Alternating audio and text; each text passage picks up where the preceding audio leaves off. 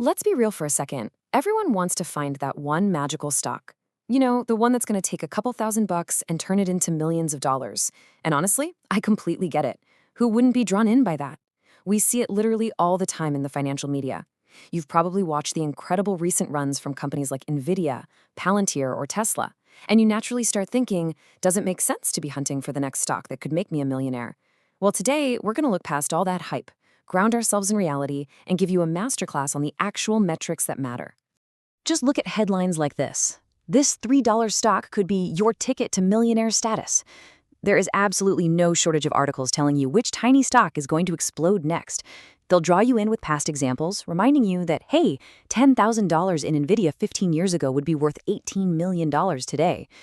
And here's the crazy thing. They aren't lying. Those incredible returns really did happen. But these flashy headlines hide a very dangerous psychological trap that catches way too many investors off guard. That trap? It's called selection bias. Selection bias is when the media highlights the few massive winners, carefully cherry-picked from over 4 decades of market history, while completely ignoring the thousands of other stocks that promised the exact same thing and went straight to zero. Because for every Apple or Amazon out there was a Pets.com or an MVP.com that just vanished. In this explainer, we are going to learn how to separate hope from reality and price from true underlying value so you don't fall victim to this bias. Okay, let's dive right into our roadmap for today.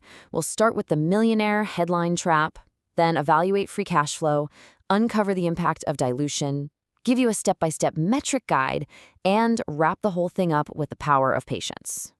Section 1, the millionaire headline trap. We're going to use OPNDR as our primary case study today. The ticker symbol is OPAD. Now, when they went public, there was massive promise. They were hyped as the company that was going to completely disrupt real estate by using new tech to simplify buying and selling homes. People were comparing it to early Amazon, calling for shares to hit $82 or even $500. But when the housing market slowed down and interest rates rose, the stock completely tanked, hitting a stunning low of just 51 cents. Recently, though, it bounced back, up over 13 times from its absolute bottom. And naturally, because of that recent jump, the hype has kicked right back into overdrive. So, are they a millionaire maker stock now? Well, here is an absolutely crucial lesson. News follows the stock price. I want to be perfectly clear about this. When OPNDR was down over 90%, there was zero headlines claiming it was the next big thing. But now that it's risen nearly 1,000% in 6 months, the articles are everywhere. Financial news usually follows the stock price instead of the underlying business fundamentals. Section 2. Evaluating free cash flow. Let's ignore the headlines for a minute and look at the actual business, starting with free cash flow, which is essentially the lifeblood of any company. Recently, OPNDR generated what looked like an absolutely amazing number, $887 million in free cash flow. When you see a company valued around $4.5 billion suddenly generating nearly $1 billion in free cash flow, you're probably thinking, wow, this is a screaming buy. But we really have to dig deeper. When we look at where that cash actually came from, we uncover what I call the working capital illusion. OPNDR's sudden positive cash flow wasn't because their core business of buying and selling houses suddenly became wildly profitable. It was an aberration. Actually, it was driven almost entirely by a $1 billion shift in working capital. This is an accounting change, a movement of assets and liabilities, not actual core business growth. You just can never take top-line metric numbers at face value. Now, what's really interesting here is how confusing the underlying picture gets. When we strip away that working capital illusion and look at operating income, the money they make from their actual operations, it stays deeply negative. And look at the revenue. In the past, they were doing $15.6 billion. Then it dropped to $5.1 billion. Currently, it's sitting at $4.7 billion. It is actively declining. We are looking at a company where everyone is screaming that it could go up 100 times, but their core revenue is shrinking and operating income is bleeding cash. That is a major warning sign. Section 3, the impact of dilution. This brings us to another massive problem for investors. It's the silent wealth killer. Smaller companies, especially the ones burning cash, have to keep the lights on somehow, right? And often they do it by issuing more shares, which heavily dilutes the people who already own the stock. It just quietly drains your potential upside. Just look at OPNDR. In a relatively short amount of time, they ballooned their total share count from 544 million up to 750 million shares. They added over 200 million new shares to the open market. If you are holding the stock hoping for it to become your millionaire maker, the company was actively diluting your potential upside right behind the scenes. Let's make sure the math on this makes sense. Think of it like a pizza, because who doesn't love pizza? If a company has 10 shares total and you own one of them, you own 10% of the entire business. You have a 10% slice of the pie. But if that company is losing money and needs to raise cash, they might issue 5 brand new shares. Now there are 15 shares in total. You still only own one, but your ownership just shrank from 10% down to 6.6%. You didn't do a single thing, you didn't sell anything, but your slice of the pie got significantly smaller. Moving on to Section 4, Step-by-Step Metric Verification. Now, I know peeling back these layers, finding working capital changes, tracking share dilution can feel totally overwhelming at first. But remember, even Warren Buffett had to start somewhere.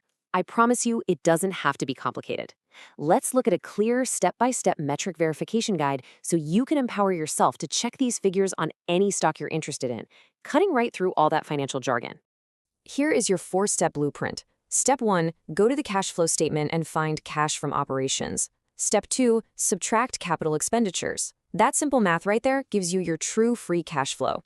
Step 3, look at the cash flow statement for any massive changes in working capital.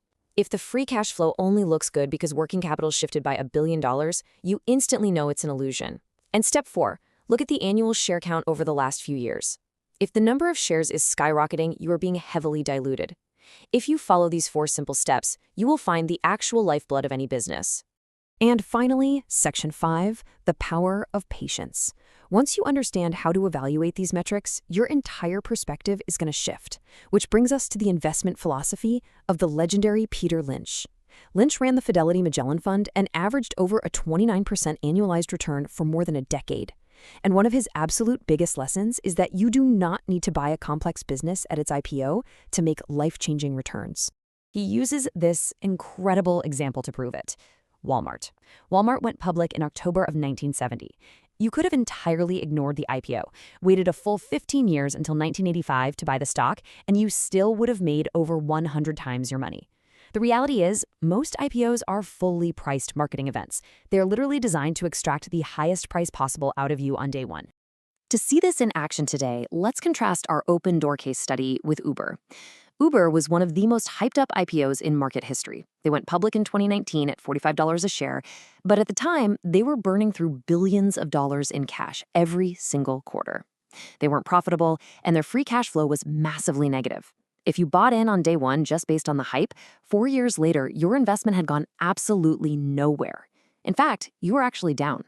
And this brilliantly illustrates the difference between hoping for a turnaround and waiting for the metrics to prove it. Look at this shift in Uber's free cash flow. In the past, they were bleeding negative $4.5 billion, but eventually the business model matured. They flipped the script, moving to a positive $3.4 billion, and recently pulling in a massive $8.7 billion in positive free cash flow. They completely transitioned into a cash flow machine, proving their fundamentals were finally solid. The core lesson here? You don't have to be early, you just have to be right. You could have waited until 2023 or even 2024, verified that Uber was generating real consistent free cash flow without heavy dilution, and bought the stock at the exact same price as the IPO, but you would have done it with significantly less risk, all because the business had actually proven it could make money. Patience literally pays off. So I'm going to leave you with this final thought.